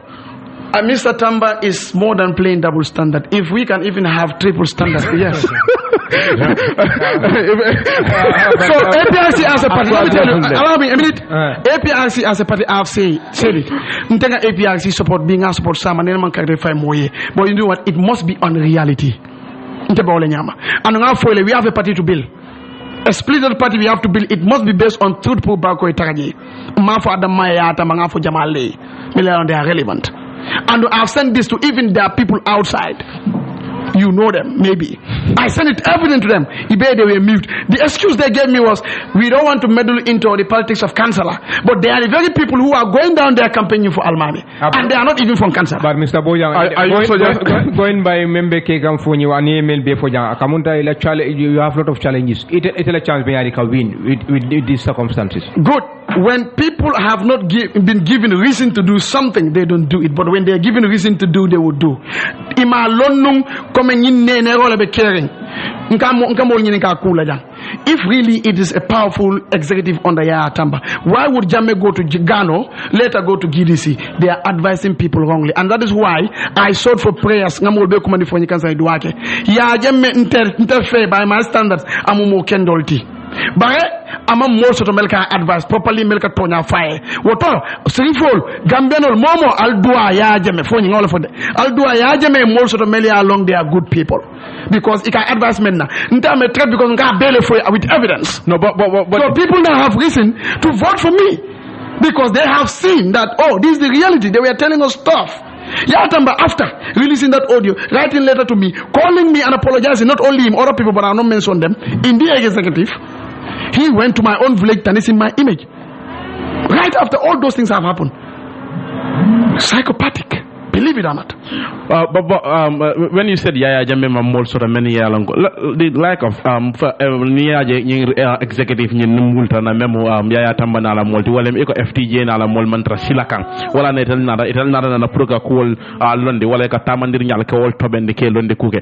So niko amam sort are you suggesting ko board comes be mantra ka Yaya Jammeh interest ni ka wafi wala to mantra ka protect FTJ Yaya Tamba? All right, I'll limit myself to this. I'm not about FTJ, and I cannot say much about FTJ.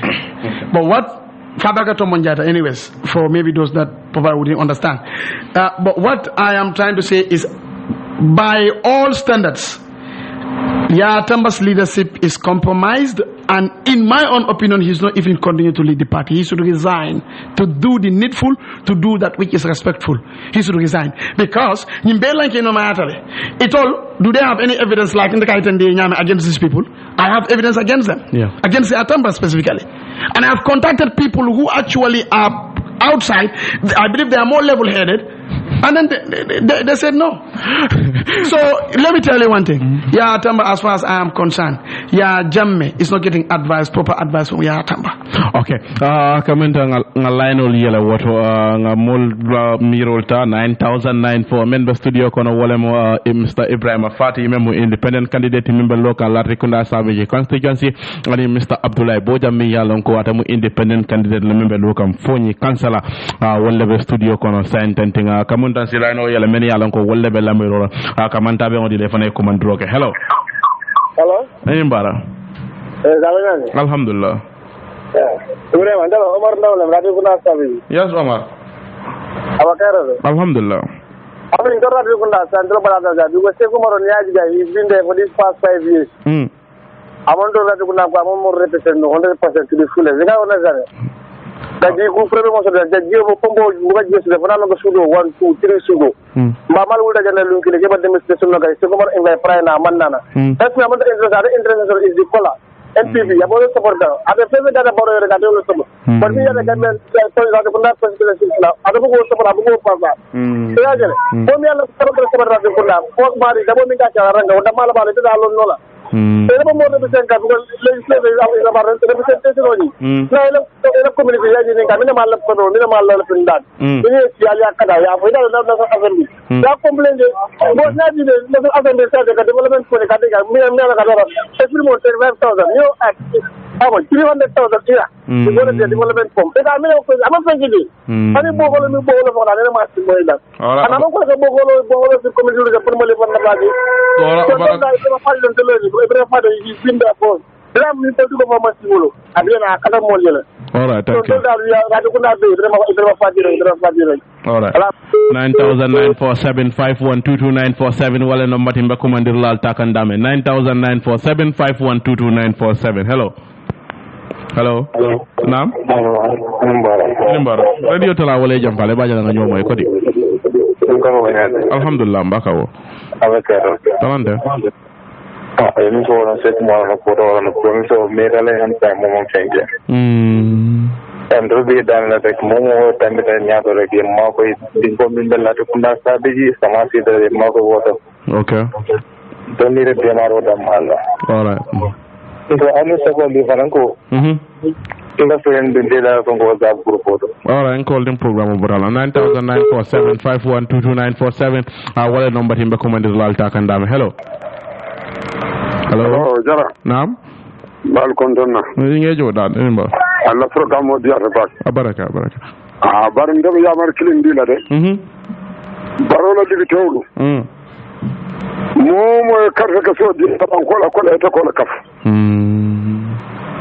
ani fawa ka so bon jata digi tewlu mo karta ka so dila don biko so ka barola ma koy mo dila ka ban kola ale la fa serun yin karni ya to tulfoto go dala stanne yinan tulfoto go dala simu hanil lulu jannin sanji lulu ko tan de banno bat tulfoto go sa jolle ba ta tawro wala ni lulu ba do momo kadde ko so di barola di to la do ye banko la ko la fa ala baraka 900947512297 wala number timbe commander lal takandame 900947512297 hello naam alhamdulillah abena mi ko fol de ko dona be moy ka abla ko ba ko dona ba abla be moy kan ba lo ba ko mo ko ba ka tani na ko fodele amu fota ba to yalla foga okay ya ngene don afrika illa wala nimbo ka to nya fo bila amu ko mo solo mo ba fa fa okay mo ci fa la ñu nekk mo pour que fa fa abla ka mun be fa da man ke ko kay to ko le bo da tan so ay opposition o jele mo to nya kan be ka mali ka ci celene mo na to nya lo ndal du ni man to nya la afrika tirano all right mo ya lo da ba lu so du ma mul ba ma ko han to nya ta ko le fa la abla ji ya lo ne be na ka senten ko ya to ya ko fa ta to bonda alfonso ndal ya pro fa ko to nya lo ko ni mo ci fal ma ko hani de jumala ci ya tirano okay abaraka 900947512297 wala number timba commander lal takandame 900947512297 hello assalamu alaikum wa alaikum salam radio tala wala jam pale wajalan si ñomoy ko tande alhamdulillah alkani abla mi fote ni fo ila im candidate o ni akabarole sopote plano wala dadi man na fi mi dibite mi not ala se million di man na fi wala kanye de barola plano la ala diamo wal muka ko toji kam ta so Abdoulaye Fango be janna je iko be bar la mol yere londe pour ka carte o tinya sa jabi no okay go ahead. Okay, comme kumande la me yake bala ate mba tendu kam ba jay kan ani mele ko non kumande go beke but nyine be kere ning ayata ila own party constitution no ima noma sante bagola mo fana latina ya yata mama party constitution noma bagola mo latina ani bago ya tamba audio bondi ntena ngatina ani NPP ya tamba ni evidence o be gada adinye on a silver platter bago fana na mo le okay you see, this is it. Even for me, in my own constituency, oh no, Amulem, oh no, NPP lem. You see, Nimmo me ya long, even lowing, if I even check and no, need the National Assembly, even national interest defendale. Ite mu patilti, ite ni bago fa omandia, ika bago ani amul be neng, ila di amul fa kono. Je woli atina ko de yele ta ko safe fo bagole li atamba dictate ay mata inso ga safe ba ay bagole dictate miti no ke audio ke so ngine be kere nyine ke yaaje me boy nyine ke tonya man sabati no wala na nyulle molti mera e malafi bankola nga ala dani ala mari sungola bunya kan ay nyim mo si fal dada nye patu wala kan e ka fem fo e ma mellon ika fem fo ima yala ima idea soto menna ya be fonte male ko politiko bi fo be duna ko ngalonne anu ka fo molele ite me ko kena ni alason adiata ko te this is not the end of Abdullah Bojang. All right, wo ko ima 9947512297. Hello mbadi ni mbara Quran aya don Quran alhamdulillah. Okay, ndebe ko ke kam buyam very good anko ako boja dia motala de ada motala de asi ya men ko la mole mamillo ko ni kono yama okay ko atamba ate sen so do na bin ko ya tamba ko san so ka ko kamen ko ya tamba ndunga to ta de ko pareta so ayata apa ayata dia mamam de yama so alwanda ka rew fela no ate jenga long ife abun ko nyindi molti anu akuma ta ko nyile ko politiko ay bo jeso ate ayda pour albakar rew fela jumale ndol ba dila senkela almane ko di atelem confirm candidate ora baraka bak 9947512297. It seems my guy's chance of winning is very slim, is it? You no. Hey, let me tell you one thing. I tell you this. These are things that I have had. They are the one who will cast. Remember. Who is he? On April 9th. What is his name? Did he say it? Next time, ask his name. Hey, I'll be on BM community. The people will call and tell me I'm from Sekunda, which is pleasant lies because the coverage because just to sabotage my souls because I'm coming for his sense. People like him are the people who supported this hypocrisy. And they think that, hey, up to now we're suffering. Is it a cause? No, it's the people. And people will call and say, I'm in Brikama. And beyond community, he must, if I listen, anyone who calls, let him say the name. All right, 9,947,5122947. Hello. Hello. Yeah? Alhamdulillah.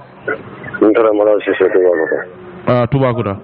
Abonye gamin ko ko ina ko rolam politiko man na sembola okay yo baraka dia mu nyame wolde politiko fawdi wonde ma de bana manki politicien to politiko nimbe be ku kinata la fo ni la nyaato ta la fo ni ko ma de to moy modol ta man na kam fala lo independent ayo fa sa fa nga nyaato bayndi okay wonde okay yo ni la ko banko la nyaato le kawle ke ni may de place way ala may harje amendi la bulaw no mari asamba ni ko na ta mo banda ko sa fa la kale okay all right okay baraka back yes Mr. Boya you want to come back yes, it seems you are very firm very firm you've seen it because probably you've heard about me when you don't see evidence you talk what can they say about the evidence that is presented before them? I think we should be evidence-based argument. You have to be rational enough. Then if Mr. Tamba is listening, Yaya Tamba, he's feel free to call. That is it. Yeah. You say, okay, but if I go unconfirmed. So come on, and it's from the party. So what are you telling me? You can't vote for you calling. You can't get me for all the time. Oh, yeah, me ko and then people will follow. More ke jelenna. And more may call to comment cancel and I know how to reply. Okay. 9,947-5122947. Hello. Hello, salamu alaikum. Wa alaikum salam. Le programme bi biare. Abaraka. Alwe ñoo moy tan. Abaraka. A kontano wata bake. Abaraka. Mbe ko min cew konton na mbakentula. Mba jayela ala kuma ko be betiare mbake be sahare be nyiñare mbal tentula mbal jayela o kamo fam kurudi ngo baraka kurudi ngo baraka 9,947-5122947 wala number timbe ko mandir lal takandame. Hello. Naam. Alhamdulillah.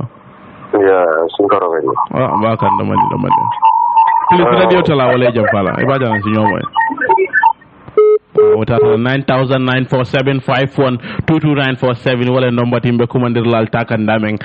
Hello. Hello Jara. Naam. Ala ñaari. Alhamdulillah. Ya nge konto ngera lu ndawal konto. All right be moy kanne. Ko kilen ne do nekk mera ila lu ndawal la koto.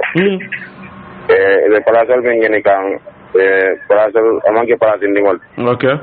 So wakamala diam.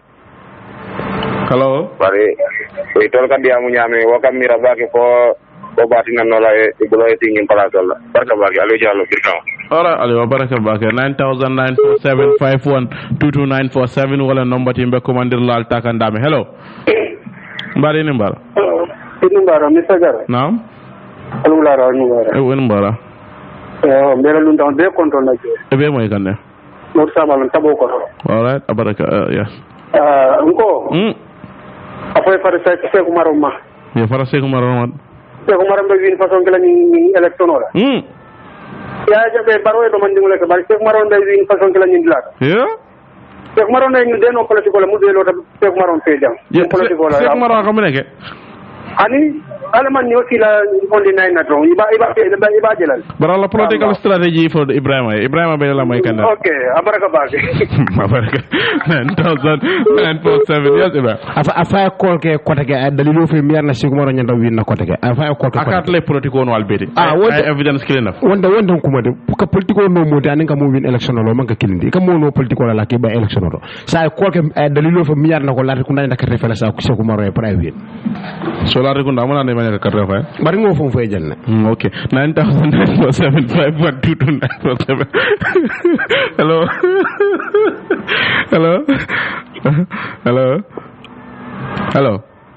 what are 9,947-5122947 Mr. Yaya Tamba nabe la meka na ya kumandoge programu rabbi ala bake waro bina banada. Hello idun talakai.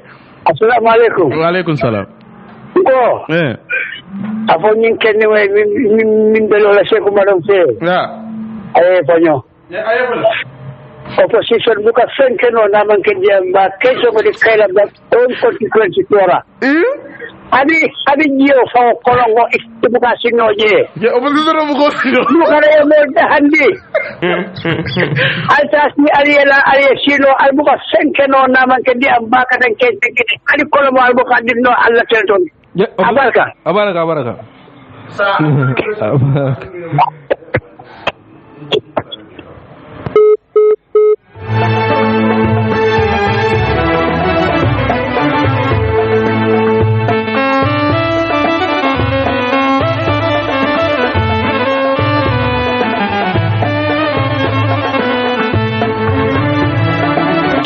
ko opposition buka fenke no moy yes Ibrahim.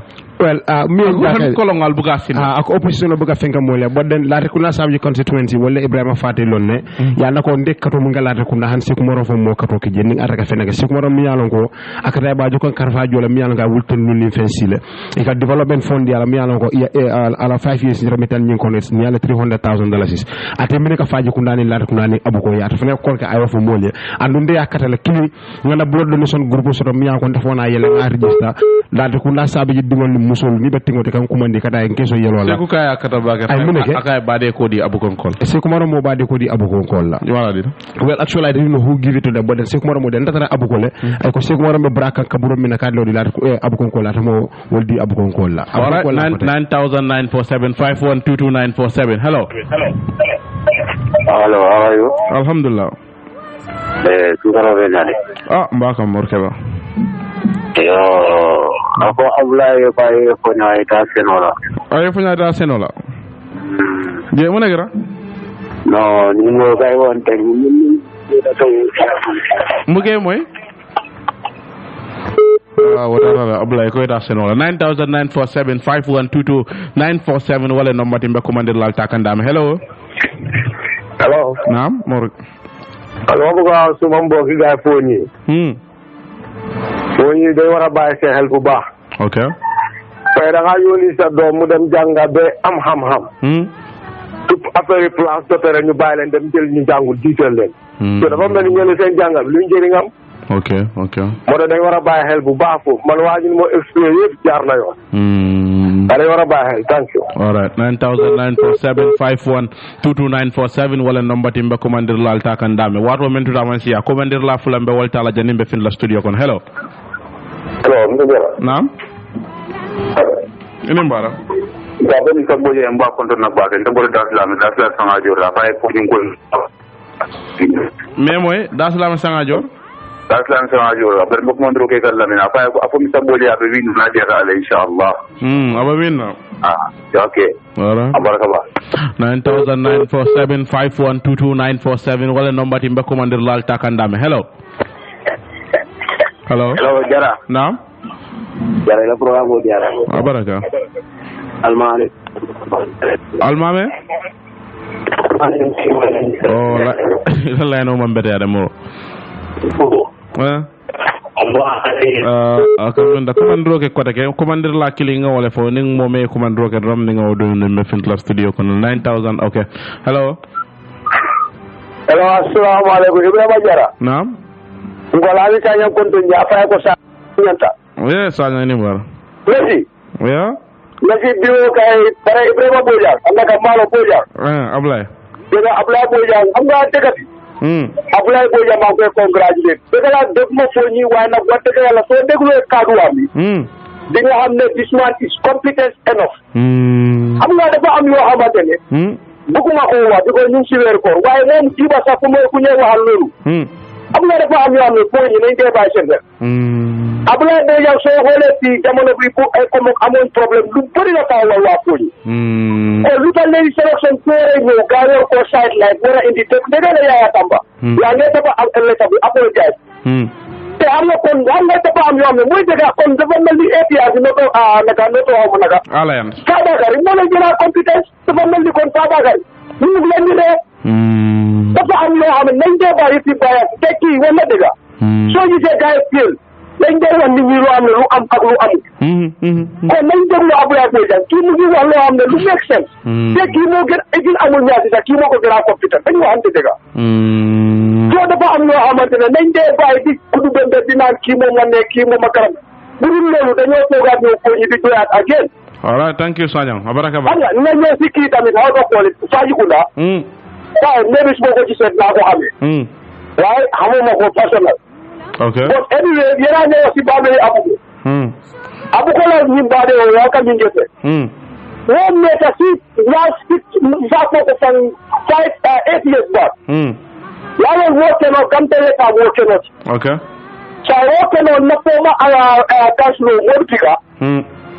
la mi sa nyamba na ate abane alene ye ikala modifika wala wuri ta ka wo baade ipin lopitano bundeke mama me zoma wala baade kabirin a ko wari ji bisindi take gantella tanu ke bulo laaji okay and woman ke yalon to guna mun to la problem ci verbal agreement abugarisin agreement soko okay so kabirin wo ko wari ji botaje iso ko ko yakele verbal agreement so gantella take bulo laaji bare to lañu kasulo anin yamin daw to ñalam seku mara yakata ala ka to keji okay bare wo baade me tabe lamin Sanyang okay abaraka wa ko jabe all right Sanyang baraka ba ke wato bantale fereng ko lamin Sanyang ya belon abu ko la yalla ne okay to nyala nga belon ya belon sai sekule bare ko sambaji no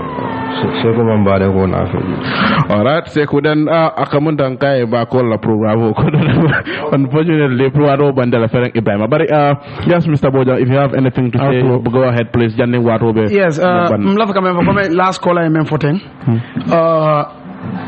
kabring bagola inauguration e mol men arrest ntel tata kabring arrest in kebal men be ka call keten ntel tata police station do ka natal ka ki dunia do ka itandila okay defon arrest wo kono ba bi wo be boka fo anin ku jamal nte you see nte boka fenke nga audio bonding nga fo moy atanga nyine ke bi no hani e mel muta senegalais le muta ko ga belolen alkalo ani ala brother ibe dawo da ntata jele bare mo bukan tana talge wala nga audio boni nga fako ntata nyulia no mo la ko gon te buka dikio kan ngam fa wulindi no that's my politics nte buka la vi decency is very important yeah misilmo ibe duda ko to misilma yanyanta bollo jele yeah so nte ko wala fo moli ma atele afo yala mo fa leja parce que mo meyelo wala ko hani problem adabi yele so how come even the sadland nko jannem but normally somebody with a master's degree aning mo me along diploma be bulu create file folder yewle long ibe lono la nyaade in reality so nte quand même fo nyi ko le wala a jagtale pour fo nyi ko le jibe ko ce baake.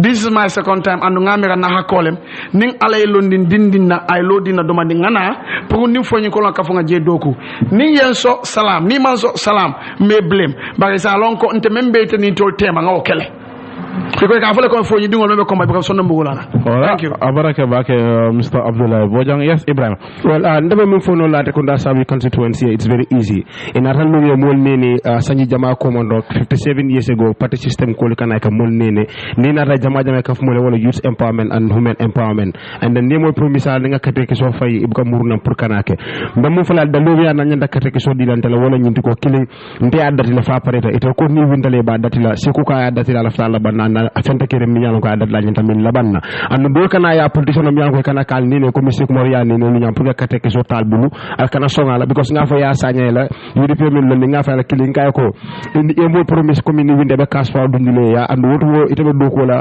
as a civil engineer OIC they are paying around 50,000 every month e man cash fa dundi mo mi faji kunda kono ni winta e kata do ko damen they are paying less than that amount of money e be mo promise kan ko mi bita be cash fa dundile ya mi yalla ko ita keno la al fata ka mo la mol nene ka mol use as a tool all the time so min bi jewlen de go la ko na sabji constituency nga fa la nyamem dron nde nganna bureau yele la bureau mi yalla ko meta ka la ko na sabji dimol makoy anu faji kunda ni abuko be so mayda na la commune na len sementu ya kam dal do be kule continuer kam mi yalla ko ngadat len kabirun kunum amanke be ko kuta la ko mi yalla ko mi mbal jam faala o tenin tan ko mi sek maro nyel ya ka nyamen ning ala sonda melo la faji kunda ni la ko na abuko be to yalla ala kate ke social ya dinna be sabatene la ko kunda la wuro jele anu ngal na ko kate ko mbar representer la sulta min kana la candidate kana la kate ke so di mo la min yalla ko monta sabatring al fe al kate ke so di mo la mi yalla ko al nabi la la killing ning ko ya ya mala bitale konkon al ya fe ko ning ko ya la ben kam mi yarna sama sama na international assembly ba ko complain la je al kana la kate ke so di mo la mi yalla ko yalla kate ke so tale ya tajire ndendi ya ta la kate ke so ta ya nakar itare sita kabere e kate ke so faale 2016 e kate ke so nyen 2017 ya la kate ke so nakari tare la masakan kam masama ko imantar katel mako al kana la kate ke so di marilla ya promise la komi ibana ibe murle binay bal mako la amam muru nan kana kal mako al kana la kate ke so di la Ebrima Fati la te kunna sami constituency ndala perfect candidate mi yan ko nyanda la kate ke so di la na musul empower nga musul empower inshallah no ning ala sonda mbake la ngamba na fana simbolo nga pusu so le nga jibi don ka kono pour misar na ko se kolya jiku kolya bonni no la te kunna sami constituency ka inshallah that is the latest Ebrima pusu so ne jibi don baraka bake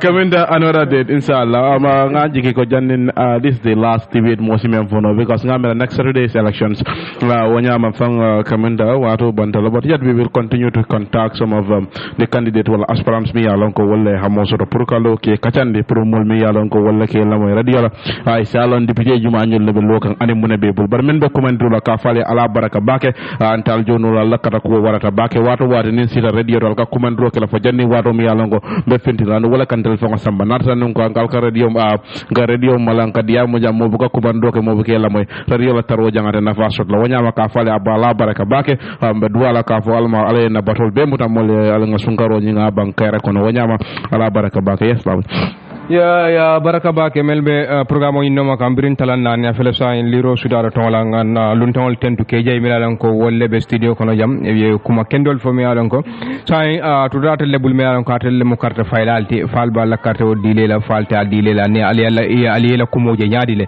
ite men fo na wala kam me nyin conve wala ka kuma kan faaliye bari tombondiro o batel le fon bulu on di 9 april wala mu lungutu mi alan ko mbitanga carte o fay ka beke kayra nin kayra de no kal tentu kal jeyi me murula nan so manariata alay talan tang aningiling kana ka kibarol di ala mel findira kibar kaytol bala anin telephone la kibarol janno tema ala man kende ma wela wato